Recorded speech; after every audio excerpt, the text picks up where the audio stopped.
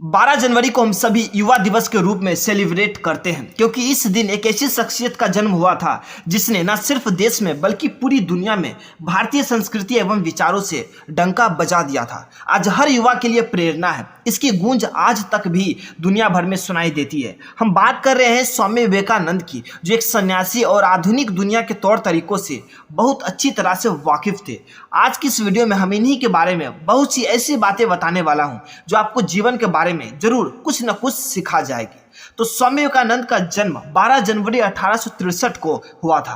भारत देश प्रत्येक वर्ष उनके जन्म दिवस को राष्ट्रीय युवा दिवस के रूप में मनाता है। स्वामी विवेकानंद जी का जन्म कोलकाता के एक बंगाली हिंदू परिवार में हुआ था, जिसमें उनके पिताजी विश्वनाथ दत्ता ब्रिटिश शासन में कोलकाता हाई कोर्ट में कार्यरत थे और उनकी माताजी भुवनेश्वरी देवी एक गृहिणी थी। स्वामी विवेकानंद जी के जन्म के समय कोलकाता ब्रिटिश शासित भारत की राजधानी हुआ करता था। स्वामी विवेकानंद जी के बचपन का नाम नरेंद्र नाथ दत्ता थे, जिन्हें वेद, उपनिषद, भगवद गीता, रामायण, महाभारत और पुराण जैसे हिंदू ग्रंथों के ज्ञान को अर्जित करने में काफी रुचि थी।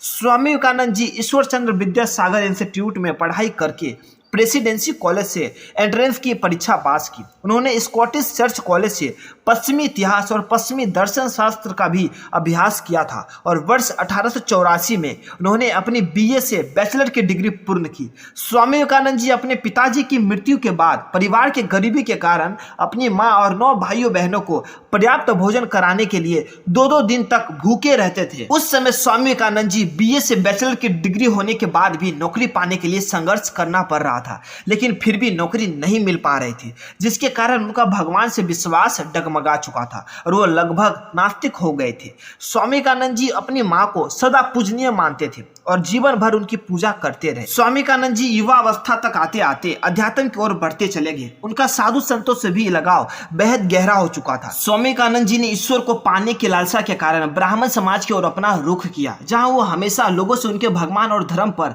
विचारों को पूछते हैं, लेकिन किसी भी व्यक्ति का जवाब उन्हें संतुष्ट नहीं कर पाता था। स्वामी विवेकानंद जी की नवंबर 1881 में पहली बार स्वामी रामकृष्ण परमहंस से मुलाकात हुई, जिनमें अध्यात्म से जुड़े अपने प्रश्नों के उत्तर पाकर उन्होंने उनको अपना गुरु मान लिया था। स्वामी विवेकानंद जी को बचपन से ही जानवरों और पक्षियों से बहुत प्यार था, जिसके कारण उन्होंने गाय, बंदर, बकरी और मोर आदि पाल रखे थे। स्वामी विवेकानंद जी अपने गुरु रामकृष्ण परमहंस पर कभी भी पूर्ण रूप से विश्वास नहीं करते थे और प्रत्येक बात पर अपने गुरु की परीक्षा लेकर अतः अपना उत्तर प्राप्त करके ही रहते थे। स्वामी विवेकानंद जी कई महिलाओं को देखने में बहुत आकर्षित लगते थे, जिसके कारण वो सभी गलत नियत के साथ उनसे मित्रता करने की इच्छुक रहती थी। विवेकानंद जी अपने पूरे जीवन में इसके लिए कभी तैयार नहीं हुए।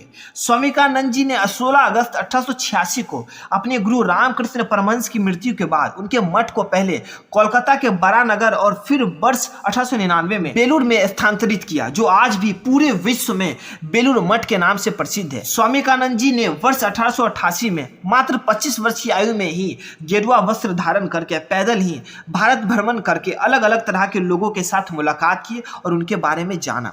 स्वामी विवेकानंद जी जुलाई 1893 में विश्व सर्वधर्म सम्मेलन में भारत की ओर से सनातन धर्म का प्रतिनिधित्व करने के लिए शिकागो गए थे, जिसमें कुछ कारणों से पहले बोलने का अवसर नहीं दिया गया, लेकिन कुछ समय बाद प्रोफेसर जॉन हेनरी की सहायता से उन्हें बोलने का मौका मिल ही गया और विवेकानंद जी अपने भाषण की शुरुआत मेरे अमेरिकी भाइयों एवं बहनों से की, जिसको सुनते ही वहां उपस्थित करीब 7000 लोगों ने उनके लिए खड़े होकर जोरों से तालियां बजाई।